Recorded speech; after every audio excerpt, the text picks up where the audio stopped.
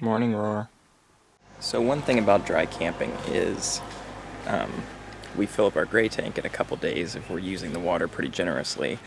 So I just got this, and I saw it on another video on YouTube from some full-timers that they twist this on and you can combine your gray and your black tanks using this. So we're going to give this a whirl and see what happens.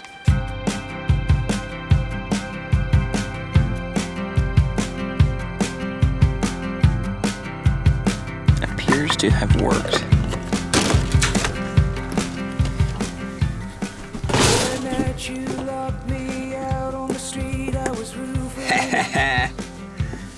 Gray 19, black 35. It worked. Yeah! You look like a psychopath.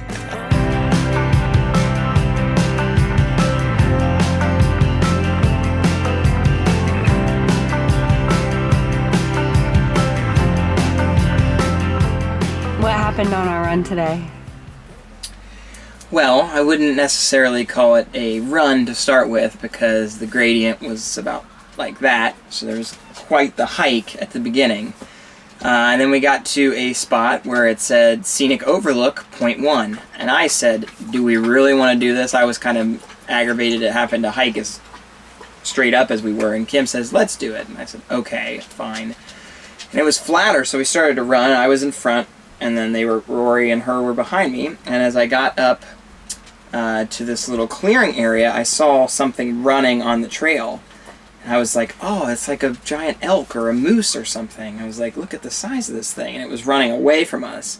So I kept on going just a little bit further, and then I saw a tail about this big around swinging, a very long tail, and realized, okay, that is a mountain lion. And I stopped immediately, and it was running away from us, thank God. And I turned and said, Kim, let's go. And she said, what was it? And I said, just go. And we ran back out to the main trail instead of the lookout spot.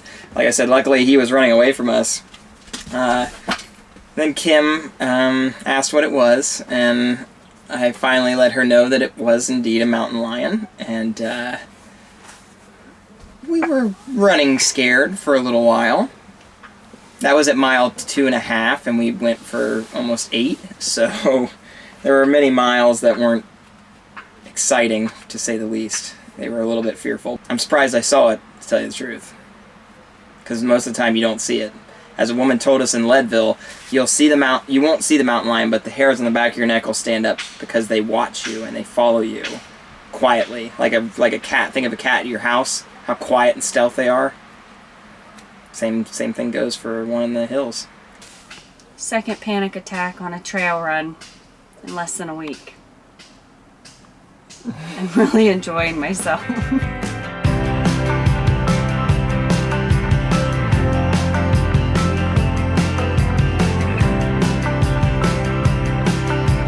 We're at Cook's Chasm. Yeah. Cook's Chasm. Spouting Horn.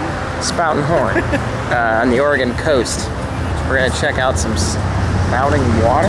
Is that what this does? What does this do? No, it's the tide is too low. Low and slow, that's the tempo.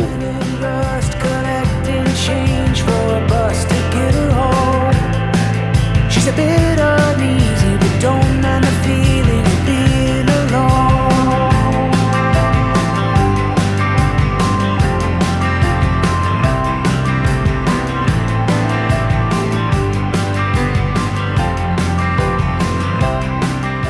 Stop to pee, and there is some interesting roadside art here.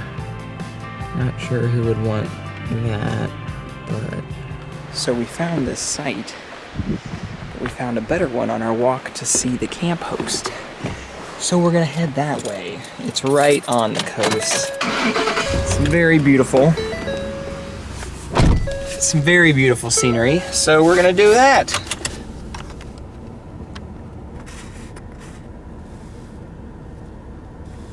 So we may have just found the best spot yet. We are at Cape Blanco here off the coast, and we have a beautiful view.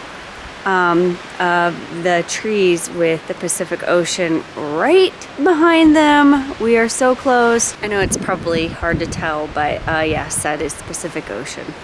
Justin is inside. Finally, we get to have a smoothie. We have been craving them, and when you don't have electric, no smoothies. Well, we could technically, you can do them with the generator, but it's a real pain in the butt.